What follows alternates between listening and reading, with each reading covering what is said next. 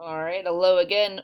This is just another quick video to kind of put everything that you should have figured out in this lesson together. You're also going to have to copy a few pages down in your science notebook, so I want to make sure that you guys have that all correct. Um, One thing that you guys should have learned so far, one thing that we know is fossils are found on solid rock. We know that because we found the Mesosaurus fossils and we're trying to figure out how that Mesosaurus fossil ended up on two sides of an ocean. You also have learned that Mesosaurus fossils are found on two different plates. The Earth's crust is divided into plates. And we also now know that those plates are moving somehow. The information that's on the screen right now, what I suggest that you do is on page 4 of your notebook, is copy that down, and I'll tell you that you'll have a little bit, you should have a little bit of space to copy that last chapter 1 key concept down. So you'll only need to copy one more thing down after that. I don't know how big everyone's handwriting is. The other thing that you guys should have figured out for today is that, like I said, we know the Earth's plates move. Go ahead and put that as another little extra star on page 4 of your key concepts for chapter 1 in your notebook. So at the very bottom here, you see that I've written that with like a little asterisk next to it. The other thing I wanted to make sure that you guys are up to date, since I had a few questions about it, was that your table of contents for your science notebook, you're not adding anything more to those today. You're not adding more vocab for chapter 1. So for at the end of chapter 1, what your science notebook should look like on the table of contents page, which remember I said dog ear, or maybe put like a bookmark or a post-it note in there.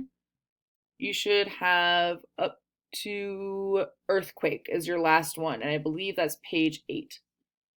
Yes, it is. Page 8. Cool. So I'll leave that up for a second. If you have any questions, feel free to reach out to me about that via text or email. It's usually the easiest way to go. The other thing I wanted to kind of go over with you guys is to reiterate this Mesosaurus fossil right here, and I'm looking at the slides here, have been found on South America, and they've been found in Africa. And scientists have discovered them on both of these continents. The green parts of the map show the regions where those fossils were found. Scientists know that the organisms lived there together millions and millions of years ago. We're talking millions of years, so a long time ago. But now the two regions live, they're not close together. They're 4,000 kilometers apart. We know also, I want to remind you, that scientists have figured out, based off the fossil evidence, that this guy could not swim. I guess it could be a girl too.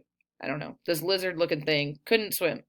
So how did it get on both of these continents separately? The other thing I also want to kind of point out to you guys is that image of your earthquake map. You saw this yesterday with the different regions. What these little orange regions are marking are those different plate boundaries, not necessarily where the continents are, but where the hard rocky surface underneath the Earth's crust is broken into those crustial plates. We now learn that those things are moving.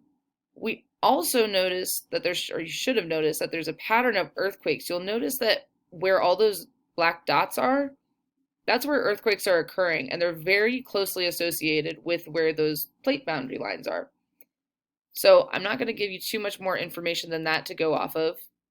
Your job when you get to your exit ticket is going to be drafting an actual argument to explain why you think claim 1 or claim 2 is correct. Please, please, please, when you're answering this, make sure in your answer you are not answering in the language of, I think claim 1 is correct because. I would rather you say, I think the South American plate and African plate moved apart suddenly because. I'm not saying that that's correct or wrong, that claim is correct or not. I was just using that as an example for language purposes. Okay, good luck. And if you have any questions, call me or email me.